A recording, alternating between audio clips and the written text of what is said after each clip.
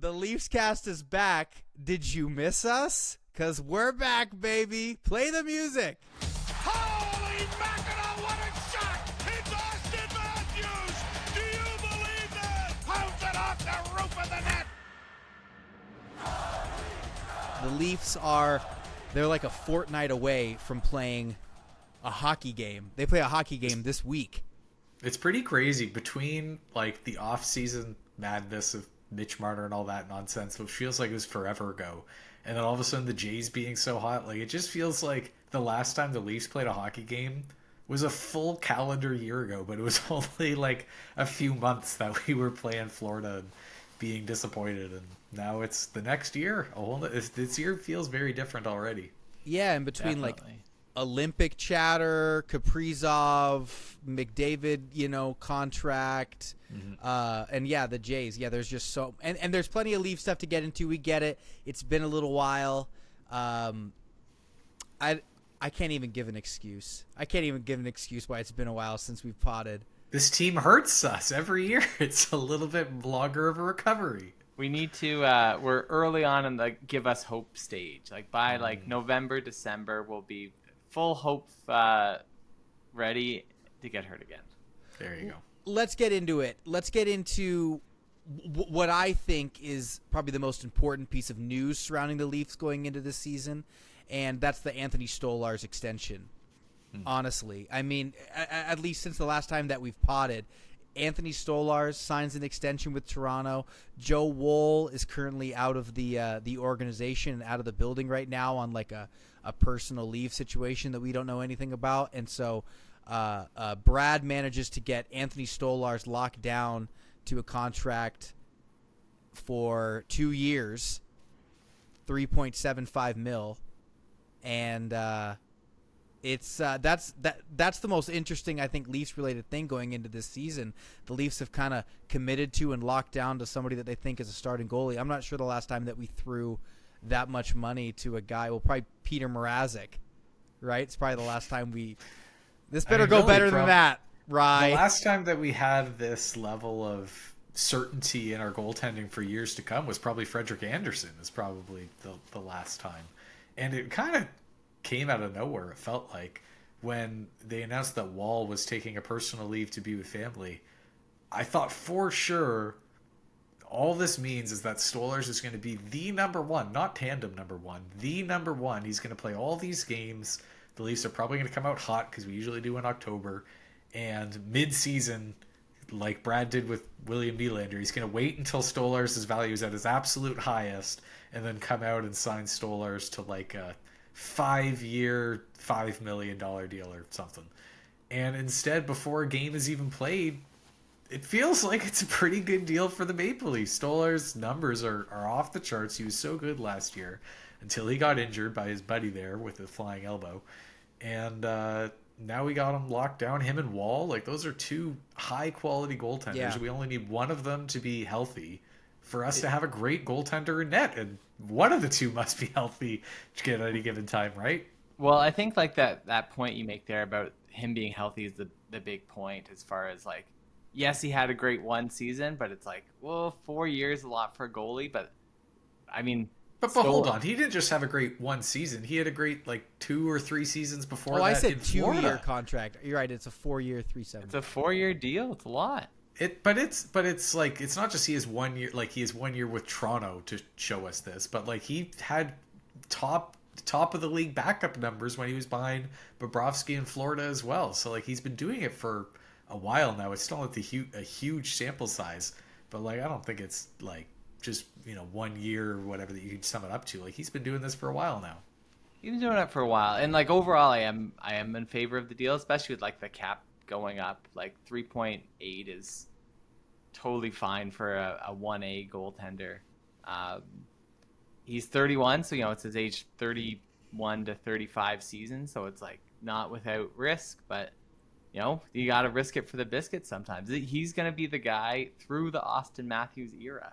Our combined cap hit for our goalies is 1/3 of Kirill Kaprizov's contract. Look at Ryan with the math. Is that what this season's going to be about? Ryan hitting us with the math? I'm just making up numbers. I hope they're correct. So we don't actually know if that's a third? Well, he's rounding about but, 6 to 18. It's about a third. I'm close enough. Stop focusing on the numbers, man. Is 6 million a third of 17? I don't know.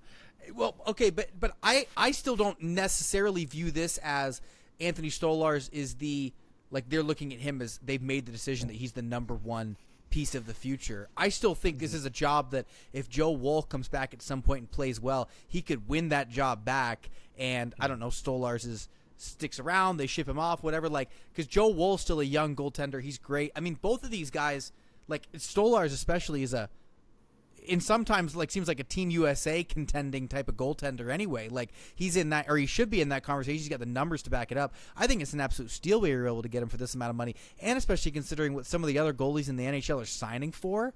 I mean, he's got injury history. He doesn't have 7 years of NHL starter experience, so there's a little bit of risk involved. But I don't know. I just think between this and John Tavares signing, Brad's kind of cooking a little bit. I'm going to ignore the Mitch Marner leaving of it all. Brad's kind of cooking a little bit.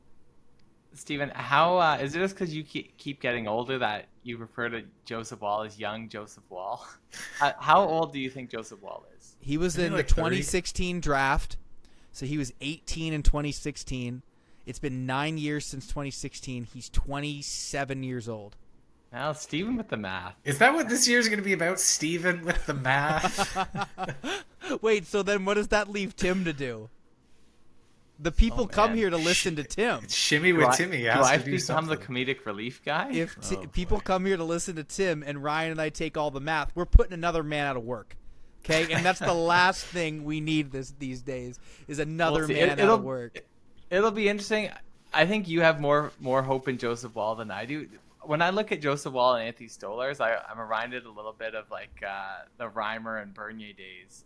What? That is doing a disservice. Are you kidding me? No, it was maybe a little bit. My point is that Reimer was always a little more not as solid. That he'd usually make the same saves, but doesn't give you the same amount of confidence. That's what I look at when I look at Joseph Woll. As far as he has got the numbers, but when Stolarz is in net, he's just so much more solid, and I think he lends more confidence to the role, and so I would be quite surprised at this point if he's not. How about this is more like Swayman and Allmark? That's what we have in net. Don't give me Reimer and Bernier. Are you kidding me, Tim? That was my transition. Do you guys think Reimer will be signed to his PTO, or do you think it's just a preseason thing? Well, we just claimed Caden Primo off of waivers today. And he was the backup. He's been a backup, I think, in a couple of spots, but he's the most recently the backup in Montreal. I look at that as they're going to move forward with him, who's a younger guy. Yeah, I agree. Then I think James Reimer is going to be shipped out. That's my thought. Not to say that, I think Caden Primo's, he's had forever. I think he was a former first-round pick or, a second-round pick. But he's had his time to shine. Granted, it's in, Montreal, which that's rough. Time will tell. I do agree. It was a fun little experience while it was here, but we'll see. I mean, it's very, we don't know what's up with Joseph Woll, so. Caden Primo, son of former NHLer Keith Primo. Keith Primo had a lot of Keith Primo hockey. Tim with a history. He found his thing.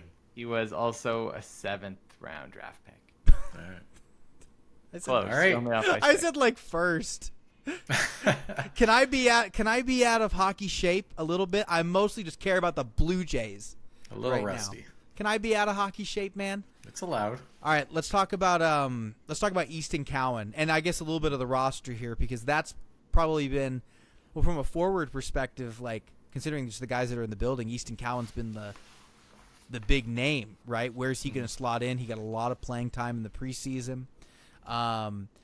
Saw maybe a couple of different looks with places that he might play.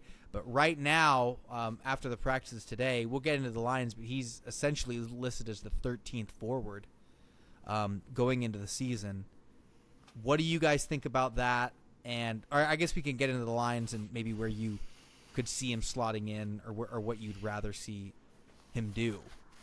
I mean, like, I think you look at him in the preseason and you see a guy that he clearly wants to be in the NHL. I think I do look at him and think a little bit of Nick Robertson as far as like, oh, are you going to pay for it long term if you rush him in?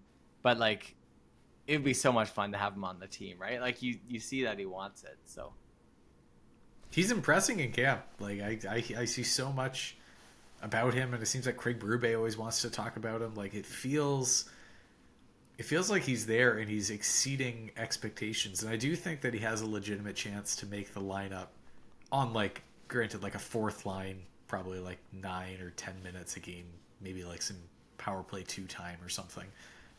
It's not going to be like shot up and all of a sudden be a really important role. He probably won't stay. There's probably a point where, and it is tricky, like we've seen this with lots of other prospects as well. It's just, you're doing a disservice. You kind of talked about this, Tim. You're doing a disservice to the prospect, making them play 9 minutes on the fourth line with the Maple Leafs, where they could be playing 25 minutes on the top line with the Marlies. And it's just like, which is going to be better for the player's trajectory moving forwards. I think that he could make the lineup moving forward, especially we have an injury to Lawton. Thank you, Tim. To Lawton right now, which is a centerman, and Cowan is not a centerman. But just like there's a hole that's in our lineup right now which needs to be filled, and it could be people moving over, it could be things moving around. There's probably going to be a need for goals because Mitch Marner's gone, so it could see him come in. Maybe not even at the very start, but along the way. Like I do think we're going to see him up here.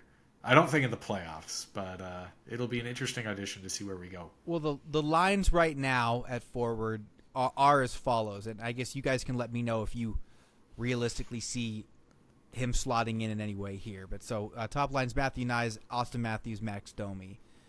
Second line, Bobby McMahon, John Tavares, and Willie Nylander. Third line, Machelli, Waugh, and Dakota Joshua. And fourth line is projected at least Steven Lorentz, Scott Lawton, and Nick Robertson. That's with David Kampf on waivers. That's with who's the other guy? Yarncrook not in the lineup. And then obviously, Cowan outside of that lineup. I mean, yeah. I agree with you that, like, I don't know, you don't just slot him in there on the fourth line. I suppose they might consider it if Scott Lawton's out. They could move Steven Lorentz to center on the fourth line and then put Easton Cowan in there. But I kind of wonder if they're just like, you know what, like we just want him here with practice every day against these guys. We want to see his energy, and maybe he figures out how to slot in. But like, I certainly didn't see anything that says this guy needs to be in like the second or third line on an NHL roster, which is usually where you want to slot your hot shot first round, goal scoring prospect. It's just not his time. Well, and I think like this is the same conversation we've been having for 6 years with Nick Robertson, right? As far as like, what is the identity of these lines that you have, and like what is their purpose? And for years, it seems at least the Leafs' identity of the bottom six is don't score and hope nothing happens, and that's not what the prospects we're drafting are doing. So it definitely like it doesn't fit a little bit. But then again, here's Nicky Robb. Maybe this year is different, but I don't know. I still look at like that third line, like Waugh and Joshua are both like defensive guys, and then Machelli is like an offensive setup guy, and so it's just like that line to me still I don't see that line sticking, but it's also like what. But like Waugh and Joshua aren't necessarily defensive guys; they're just big guys, right? But like it's not like they haven't put up points in their career. They haven't been a part of lines that generate. They're not.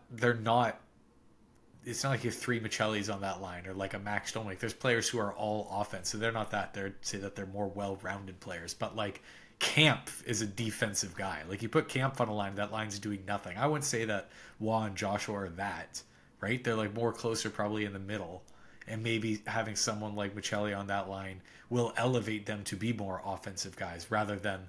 Like, because you don't always want, like, this is our defensive line and they will never score. Like, we've been in the playoffs where we've only had 1 or 2 lines that can score goals. You know what the teams who go deep are? They have 4 lines who can score goals and 3 of them who are also pretty good defensively. So it's maybe this is the beginning of the Leafs being a little bit more well-rounded top to bottom of 4 lines that could defend half decent and 4 lines that could maybe put the puck in the net.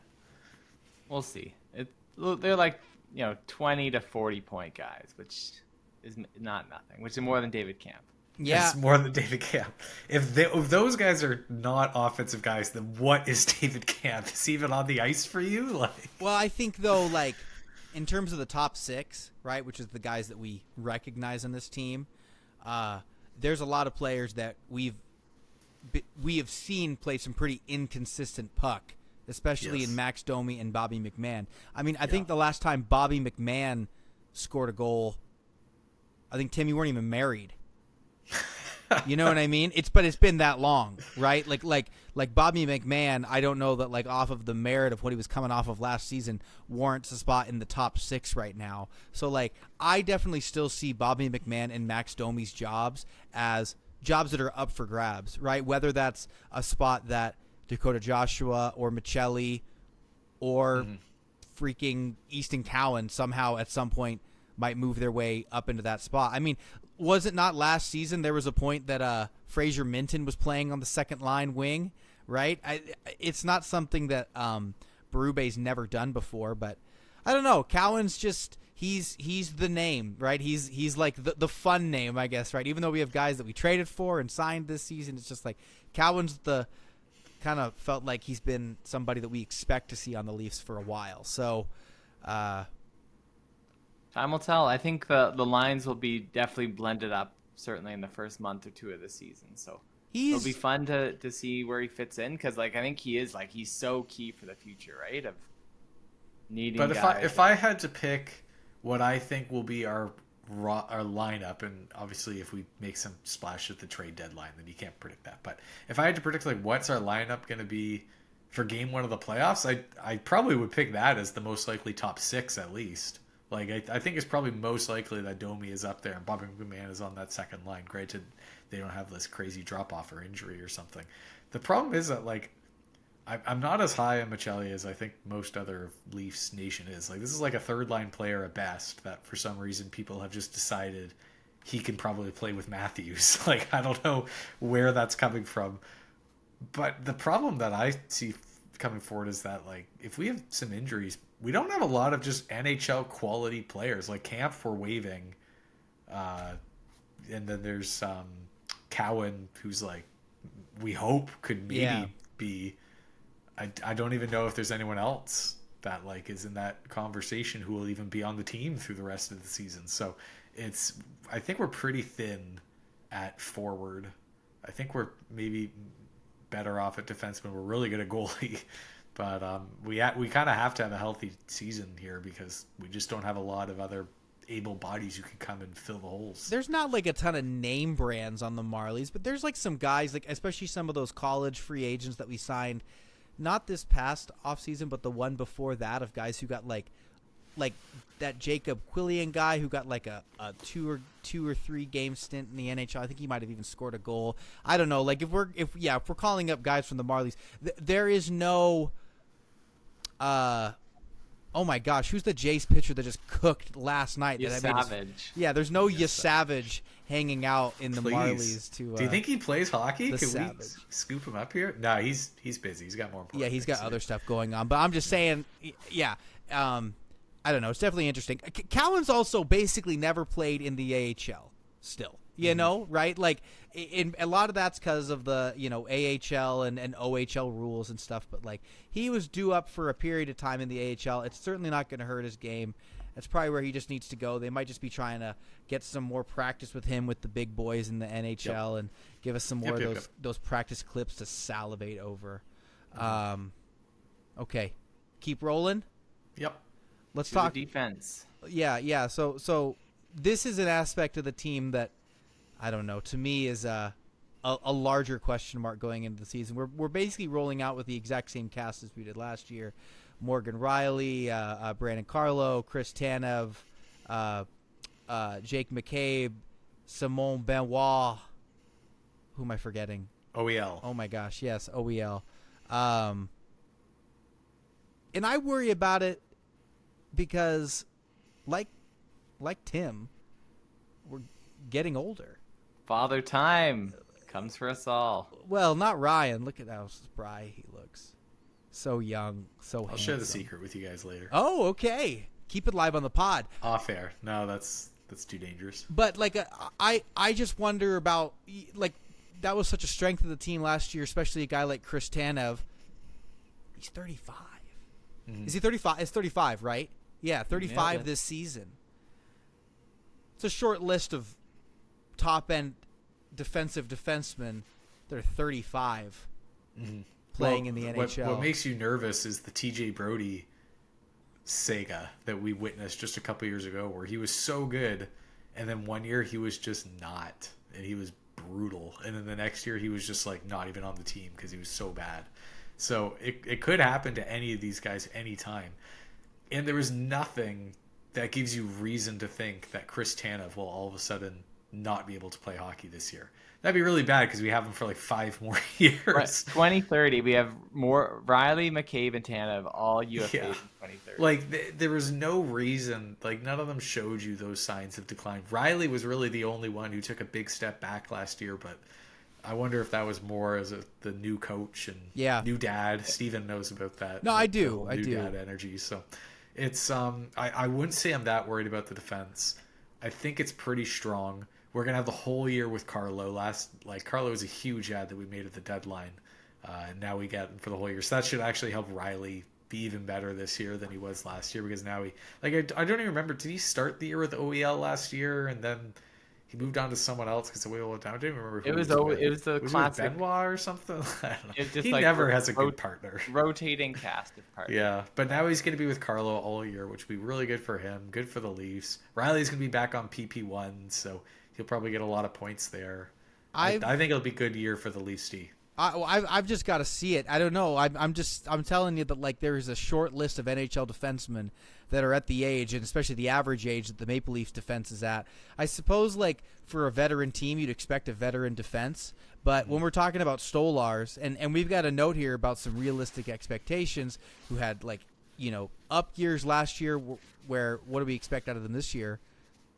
Like, I think a guy like Stolarz' game has a lot to do with how's the defense playing in front of him, right? When we talk about some of the stellar performances he put forth on the Leafs and on the Panthers, I mean, the Panthers had a Stanley Cup winning defense playing in front of them. The Leafs have a Stanley Cup winning defense in front of them. They just can't seem to win the Stanley Cup. But it's a Stanley Cup winning defense.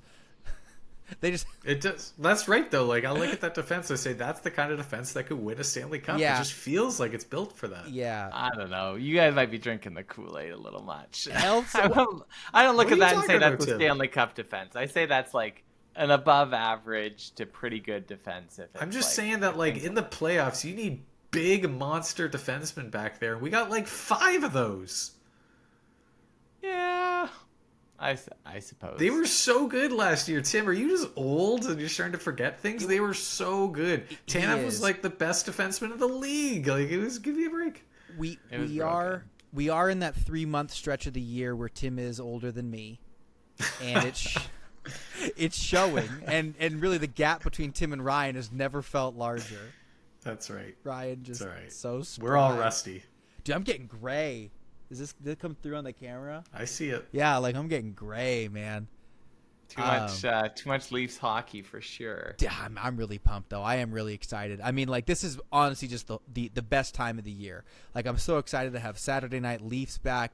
We got the Jays up 2-0 in a series, going to New York to close it out, make all these Yankee fans cry. That's right. Football's back. I'm loving all the baseball, honestly. I'm dying, by the way. They keep showing this commercial for, hockey's back on Wednesday. And obviously I'm here in the U.S. where, like, they're mostly promoting the American teams. And they're like, hockey's back. Watch the Blackhawks versus the Panthers Wednesday night, hockey night. I'm like, are you telling me the 2-time Cup champions are going against the worst team I've ever seen in my life? And you want me to get excited? Like, the Blackhawks are waving first-round picks from 2 seasons ago or whatever, 3 seasons ago, basically, going up against the Panthers? You're trying to get me hyped up? No, I'm on Leafs and Jays. Get me fired. That's what it's all about. You savage. You savage. Tomorrow night, man. Tomorrow night. I love it. Oh, I can't wait. Okay. other Leaf. I mean, do you guys want to get into some players and projections for this season? How are you feeling? Like, maybe I'll list off a couple names. You guys give me the storyline around this player going into this season. What's maybe the main question? I want to focus on a couple of forwards. All right. But I want to start with the captain. So I say the name Austin Matthews. What stands out to you about this season? What does he have to prove? What's he thinking going into this season? What's the story surrounding Austin Matthews? Ooh. What does he have to prove? He has to prove that he can do it without Mitch Marner. Like, Mitch Marner was whine about him being like, he's the guy. He's the one that stirs the drink and moves things forward. Matthews has to prove that, like, his 69 goals wasn't just a fluke. Can he stay healthy? Was last year a write-off because of his injury. And, like, I mean, I hope he's looking at all these, who ranked the best players in the NHL this year, and they have him down at, like, 7, 10? It's, I mean, we've seen the peak of Austin Matthews, and, like, it's certainly better than number 7. Maybe it's not. I think he might cap out at number 3 with the heights that McDavid and McKinnon have reached. But I don't know. I want to see Matthews hungry. Prove it. McDavid and McKinnon. I thought Kirill Kaprizov was the best player in the NHL now. That's what his contract says, Tim. No. He is the best agent in the NHL. Oh, okay. Who's his agent? Is it Mitch Marner's dad? HW is the agent. Um, When I thought of the question, I honestly didn't even think about Mitch Marner, but like, you are right, Tim. That is a part of it. I just thought about the injury last year and going to Germany and all this nonsense. Like, I just want to see him healthy. Like, let's see 82 games of Austin Matthews. Even when he scored 79 goals, he didn't play 82 games. So I just want to see a full season from Austin Matthews here. And I guess like the Mitch Marner thing is a part of it. Like, I want to see, like, I think that if he comes out and he is healthy, but he just like isn't able to score goals like he used to, I don't think you can come out and say like, well, he's not with Mitch Marner anymore, so like we bound to see. No, if you're Austin Matthews, you're like, you want to be considered the greatest player of your generation and like right up there with McKinnon and McDavid and Kirill Kaprizov, then you score goals. Like, not everyone has a Mitch Marner on their wing. There's other guys out there who do it, and they score the goals anyway because they're the best. So if you're the best, then score the goals. So let's see it. One point about the captain there, he's leading our team in penalty killing minutes for forwards right now. It's kind of weird. Like, Mitch Marner leaves, and like Matthews is now the penalty killing guy. Like, I think it'd be okay if he kills some penalties, but I feel like they want him out there scoring goals, not like leading our team on our own end. He blocks too many shots on the Yeah. Yeah, how about we start protecting his body? There you go. It's one of the most important bodies in Toronto. I'll get a top 5 list of most important bodies in Toronto. Oh boy. Before the end of this podcast. Okay, here's another name. Josh Waugh. New Maple Leafs forward, acquired in the phony Nicholas deal. Waugh. Or Dakota Oh Joshua. my gosh. Who do you want to talk about? No, I was talking about Josh Waugh, who's like a 4th-round pick of the Canadians. You want to talk about him instead? Leafs talk only, Steven. Come on. Yeah, he had like 130 points in the Q one year, and then he said all right with Laval Rocket. No, I want to talk about oh my God, Nicholas Waugh. You're telling me we got a Nicky Robb, a Nicholas Waugh, Dakota Joshua. Do we have Joshua Waugh? Patrick Waugh? Not quite. For Waugh, I think that there is going to be a little bit of comparing to Mitch Marner for the drop-off, which isn't necessarily his fault, but like that was the trade. And like I feel like that's going to come up. But I don't think that that's necessarily, like, I'm not going to be looking at him saying, like, how many points does he put up? How many assists is he getting or whatever? Like, I kind of want to see, I think there'll be an interesting duo with him and Dakota Joshua on that third line, the two new guys, and Michelli, actually. All 3 of them are new guys. But I kind of want to see if that could take off, and I kind of refrain from saying the identity line, because sometimes I don't even know what it means when I'm saying it. But just, like, for that line to come out and just be big and heavy and tough to play on our own end, and then they go and make it tough to play on their end too. Like, I just want it to be a hard to play against line, and I think that all kind of stems from Waugh, so it's kind of what I'm looking for. It'll be interesting though, those new guys like It reminds me a little bit of I feel like in the Dubas years, we had a lot of 5 new guys all on like league min deals, Yeah. and like within a month, a couple of them would be waived, a couple of them would stick, and one of them's on the top line. And I don't know if either of those guys have the top line potential, but it'll be very interesting about like which who makes an impact, who's noticeable. If you guys had to pick one of Mason Michelli, Nick Waugh, Dakota Joshua, or Scott Lawton to who do you think has the best season? Who are you the most pleased with at the end of the year? Between Out of those 4 guys? Those 4 guys. Because I'm going to count Scott Lawton as still kind of a new acquisition. Because, gosh, I hope the Scott Lawton that was here last year isn't the Scott Lawton that's here this year. So I can go first if you guys need to think about it for a sec. Go for it. Do it. I think it's Dakota Joshua. I think Dakota Joshua brings an element to this team that just something about that combination of size and speed. Well, really, and skill. I don't know. I think he's the guy to me that like didn't get quite as much pop when he was coming in. Could have been the time of year as well, right? Than when we traded for him. But he was a real player. He was a real player out west. So I just think like when I look at that Max Domi spot on the top line, and where I just know we're really counting down the days that Max Domi remains up there. I don't care. We haven't seen a second of Leafs regular season hockey yet. I know Max Domi will not be on that top line long term. I know it, and I think Dakota Joshua has the best chance to end up there. You know, Max Domi had a big playoff goal last year. Overtime winner, Steven. Yep, he did have that one. He did have that one. And what's funny about hockey is you usually need more than one to win the game, unless you are the 2012 LA Kings. You need more than one to win the game.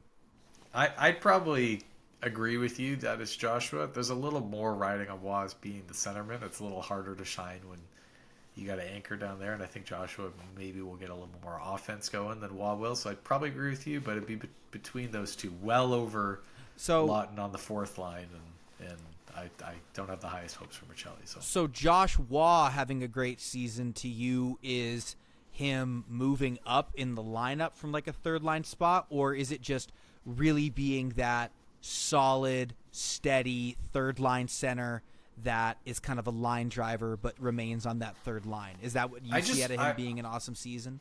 I could see us for the first time in a long time, well, really since we got O'Reilly at the deadline, just having an above-average 3rd line. Yeah. Like, it feels like a long time it's been the top 2 lines go, and they score goals. The 3rd line is just kind of like a Band-Aid of players. Like, they just patchwork and put them in there, and whoever we have left over. And then the 4th line is like our fringe guys, and maybe they can get a goal if they have Jason Spezza down there or something. And that's been our team for the past like 8 years. And this year, which like is partially just because we don't have Mitch Marner's contract taking up the spot, we were able to diversify and get more players that aren't those like Dubas league minimum players. We were able to get guys like Joshua and guys like Wah, and it just feels like we have a chance to have a 3rd line that's more noticeable than it's ever been, really. So I just want it to be more impactful than our 3rd lines of the past. It's a pretty low bar to clear. I go back and forth. Like I want to say like Michelli had he scored 57 points a couple years ago. Last year had some injuries. I'm not sold on like him being a Berube type player, and that like whether he'll fit with like the style, and like is he going to get the opportunities? I hope so. I hope he gets points because we'll need everything we can get. I'd like to see a little more from him, and between Nicholas Waugh, Dakota Joshua, and Joshua Waugh. No, was it no Josh? I don't remember the name. Stephen. What? Josh Waugh? Josh Waugh is the 4th round pick of the Montreal Canadiens. Yeah, I don't think we'll be that impressed with him, but I don't know. I like Dakota or I don't even remember who you guys. We got too many names going on, man. All of us like Dakota Joshua. He's the winner. I think so. It is tough because like all of them did have down years last year, and like I think all of them have a chance to bounce back in different scenery. But it'll be very interesting to see what kind of deployment Berube gives them. Like, does he now that the Matthews line doesn't have Mitch Marner on there and has Max Domi, does he try and shield that line more often, meaning that this third line is just going to be buried with defensive zone starts? Yeah. In which case, Matthews is our lead penalty kill guy right now. He loves putting him in the defensive end. Yeah. Well, I mean, it'll be interesting. Matthew Nye, like, does he take another step this year to be like that much more of a force? And I hope so. I would like, now that we have him locked up, it's like, absolutely. Let's sky's the limit with this guy. That was another contract that's looking pretty good. Scott Laughton's a name that stands out to me though as well. He's just been mentioned, and he was traded for, is paid as, and really is expected to be a third line center in the NHL. Well, he's making like $1 million with the Leafs. No, but that's because there's so much retained. The contract he signed. Tim, don't try to hit me with the math. When in the new era of the Leafscast, Ryan and I are the math guys. I understand where the rest of Scott Laughton's money is. It's in Philadelphia, which is in the state of Ryan. Brotherly love. We'll get. Wait, that is what they call it, right? They probably call like 5 states a state of brotherly love. I'm just saying that I wonder, because gosh, I hope that what we saw out of Scott Laughton last year is not the Scott Laughton that we will get for the entirety of this season. Steven, you talk down Scott Laughton all the time. You're making me want to pick him as my man this year, because I'm telling you, he's going to be better than he was last year. He was great in the playoffs. You forget. He was real good. Him and Lawrence were fantastic in the playoffs. And yes, we did get him hoping he was going to be our third line center, but we also paid a high cost for him because we got him for multiple years, the same as Carlo. We got 2 years of Scott Laughton at dirt cheap. So if turns out he's our fourth line center, but he's a well above average fourth line center, we actually have a deep center team of 4 centermen who are actually better. Like Matthews is an above average first line center. John Tavares is probably an average second line center at this point of his career, maybe above average. Was hopefully a better than average third line center, and if we got fourth line center that's also above average, then that's a luxury that most teams don't have. Are you? We haven't mentioned it yet about Father Time, but John Tavares turns 35 this year. He's the best. We can't say anything bad about him. Yeah, He is the best. That contract he signed, it's the most opposite you can get from what Kirill Kaprizov did. Really. Yeah. 5 Tavareses for 1 Kaprizov. Well, I was thinking though, this third line, we're talking about this third line, like, it's projected to be a little better than the past. And, I mean, we got a little bit of money on this third line, more than we have in the past at least, right? Still only about a third of what they pay Kirill Kaprizov to play in Minnesota, which Ryan is in which state? They like hockey. That's the state name. It's Minnesota's the state name. Got him. Got him. I was going to say Michigan. It sounds like somewhere the there. State of brotherly love, baby. I thought this is the podcast of brotherly love.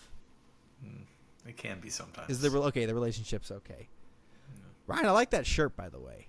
Nice old. I didn't even know we were potting today. It's like we're in Leafs today. It's on off Jays day, so I thought I'd wear my Leafs. Tomorrow it's Jays. Oh man, I can't wait. They're going into New York as well, and you got to believe New York is just. I mean, they're going absolutely mad, right? They finished the season with the same record as the Jays. The Yankees haven't won a series since 2009. They're hungry for it. They got one of the best players in MLB history.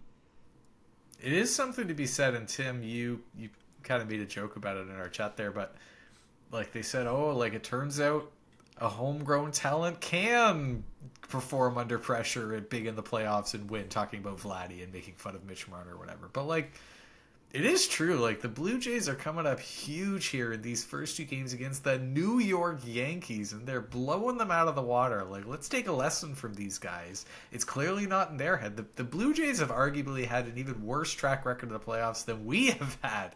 Like, they just get skunked every year. They never win 7 anything. straight losses going into this year. Yes, it's just it's so bad. And the guys, like, Vladdy's been bad, and like all of them have just underperformed. And they figured it out this year, and it's 2 games in. They haven't won the World Series or anything. But like, those are 2 very impressive games that they've played so far. Maybe one of these years, like we've been saying for so long, Austin Matthews will say, you know what? I am going to be ahead of McDavid and ahead of McKinnon and ahead of $17 million man down there, and I'm just gonna be the best player on the planet for this playoff series and win. Like it's got to happen one of these years. It's fun watching it happen with the Jays right now. Well, we'll see in a few. We have this year, and we have 2 more years of Austin Matthews. Then he's UFA. The same year as Connor McDavid. I was just gonna ask, yeah. That's crazy. How can I get, because this is a video podcast now, and we're basically YouTubers now since our original podcasting feed had to get taken down. What did your face look like when I sent in the chat today that Connor McDavid re-signed for 2 years at $12.5 million? What'd your face look like? It didn't look really any different than normal because I thought you were joking. No, I didn't think it was real. It's like there's no way that's real. 2 years maybe. 12.5 million is a total joke. Like there's no way. It's wild. When I Googled it and I saw that it was true, that's when I was like, other players do care about winning. Like that's a thing. Like it's unbelievable that he signed that.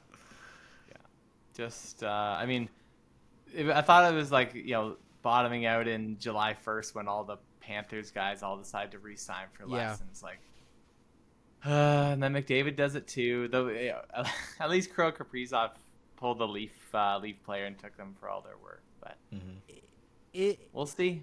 It was 2 years. It was obviously a bummer, just because even though I have no idea what the madness in the season would have been like if the NHL's his best player and the face of that franchise and kind of that entire side of Canada is, an unsigned guy that might go to unrestricted free agency. I don't know. That just would have been insane. That kind of stuff just doesn't really happen in the NHL that much. I guess it kind of happened last year with, I don't know. Not really. Marner's not on that same stratosphere. But I'm just saying that, I'm obviously bummed because, I don't know. It's that much. It feels like it's that much less likely or whatever that he maybe comes to Toronto at some point. I think this is more likely that he comes to Toronto. I take this 2-year extension as him saying, you're really good now. I'm going to take this beyond a sweetheart deal by probably $6 million per year at minimum. Even $18 million would have been fine. And he's going to say, we're going to win now. And if we win, then maybe I'm good now. We'll sign long-term because I have my cap and we're fine. But if they don't win, he is out of there. There is no way he's re-signing again in Edmonton if they don't win in these next 3 years. So then all of a sudden, the number one draw, which is staying in Edmonton, is gone. And he could go anywhere.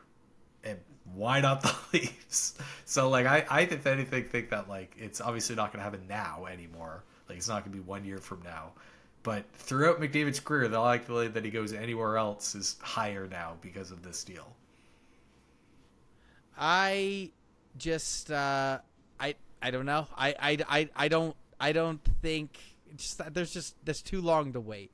I think at this age of my life, you remember 5 years ago, we'd get so pumped about oh man, this new Avengers movie's coming out in 2020, 2 years from now or whatever, right? And you'd be pumped for 2 years. 2012. Yeah, you can't get me to sign up for get excited about something in 2 years. I guess it'll come to me when it happens, but I'm just saying that I was a little disappointed. I think personally, he's a moron for trusting that the Edmonton Oilers management is going to spend that $6 or $7 million of discount that he gave them responsibly. Honestly, they should let him make the signing because it's basically his money. I mean, for sure, it must go through him, right? There's no way he made the signing and said, "I trust you. Don't even consult me with who you bring in." He must have a say. How often? I mean, what if Austin Matthews took a $5 million discount? Right? And then the Leafs turn around and say, thanks for the $5 million. We just gave it to John Klingberg. He's going to be great for us. Absolutely. How much money are the Oilers paying Jack Campbell right now? Because didn't they buy out that contract? The fact that you're trusting this team to make the smart decision with your $5, $6, $7 million that you gave them on discount is kind of nuts to me. Even in a 2-year deal, he signed 2 years, $12.5 million. If he's $6 million underpaid over the course of those 2 years, he could be $12 million richer. Money's not everything, but that's a lot of money. That's a lot of money, man. So I think that's a dumb decision, and Toronto doesn't want dummies, so he can play somewhere else. No, we'll take him. We're just so jealous because like some of the best years of the Leafs were taken by greedy players who didn't care about winning. It will be really interesting if any other players follow suit.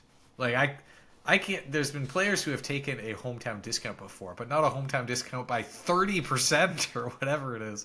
Like it's so crazy, especially for a player of his magnitude, that I wonder if that just starts something of players being like, yeah, I want to win and I'm going to take less. Yeah. And not just like leave like, $1 million on the table, but like leave lots of money on the table because what's Connor McDavid's net worth at this point? Like $100 million or something? And His last contract was $100 million. So by the time he retires, he's going to have what, like $250 million or something, like, and then he has all of his endorsements as well. Like he's, at the end of the day, this, like you said, this could be $16 million. It's probably a rounding error. Like that's a boat that he buys for a weekend and crashes it just for fun. Like it's over already. So maybe it's more just like for these guys who have amassed just crazy amounts of money, just like, yeah, take less and win. Ryan, think of his children's children. They're fine too, Tim. I hope they play for the Leafs. That would be great.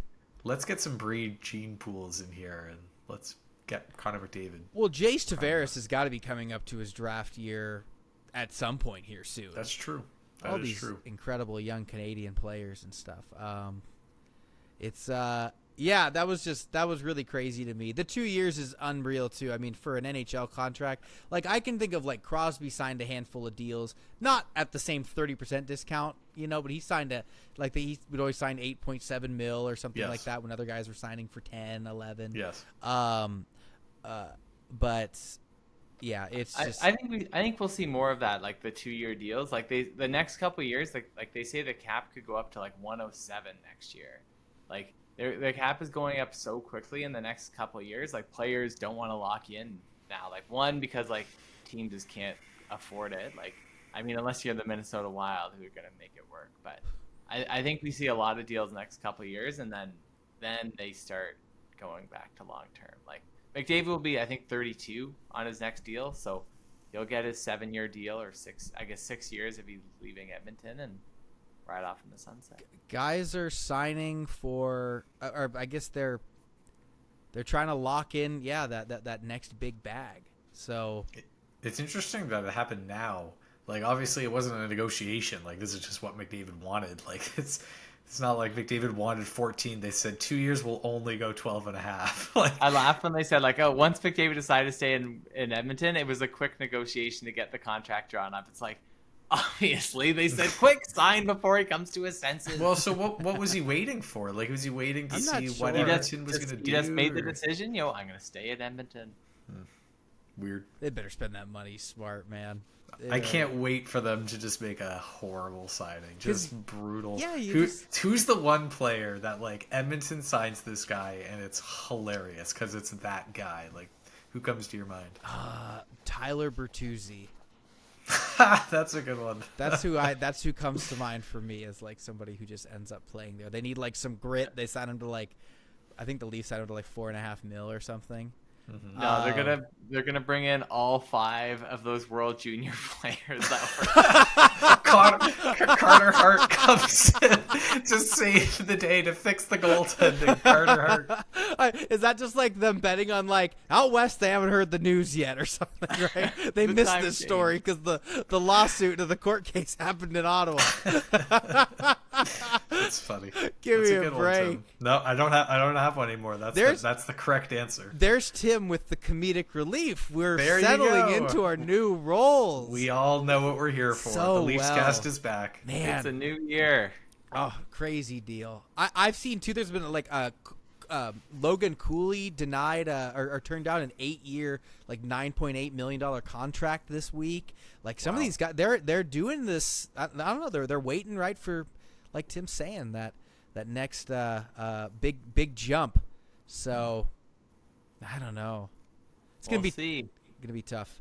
Gonna be tough to really track that much. I'm again mostly a Blue Jays fan at this point. So give it a month. All right. We'll be back in. Well, I mean, next time we're back, the Leafs will have played some games here, so hopefully. Yeah, we got Wednesday night at the bank. Montreal's coming to town. Who scores? Who has a big game Wednesday night? Who's the first star of the game? Scott Lawton scores a goal. Shut up, Rye. Is Joshua Waugh playing? He might be. He might be on. Might be in the lineup. Don't tell me he's scoring. Tim. No, you can't. You can't tell me the announcers are gonna have a tough time if we got a Waugh versus Waugh with Dakota Joshua on the line. Do you know what I mean? That's gonna be tough. First game of the season, Austin Matthews is scoring. That's I'm taking the low. Way to take the easy one, Tim. I'll pick Morgan Rielly. Will be my pick. Well, there was so many. I mean, October Matthews. It can be October. We can just go right back to October. If you're picking Matthews, Tim, you have to say he's scoring 2 goals. That's the rule. Oh, okay. I would pick Matthews getting. Oh no, 2 goals. Yeah, he can get 2 goals. Matthews getting 2 goals over anyone else getting. He told us he was healthy. He's never lied before about these things. He hasn't gotten a lot of pop on this podcast yet because, I don't know, we're just dumb here. Willie Nylander is going to have an insane season for the Toronto Maple Leafs. More insane than last year? Last year he had an insane season. You think he's hitting 50? He's actually coworkers of ours now because he's also started a YouTube channel. So, coworker William Nylander, best season of his career, tomorrow night, Wednesday night. Oh my gosh, my days are off. It's after midnight at this point. So, that's what I'm saying. All right, deal. It's good to be back. Locked in. Good to be back. Excited for hockey again this season. The Leafscast is going to be here all year. Like, subscribe, tell your friends, tell your grandma. Tell anybody that listened to this podcast last year that we lost our old podcast feed, so they got to resubscribe. Tell them that too if you're blessed and listening to us on the new feed.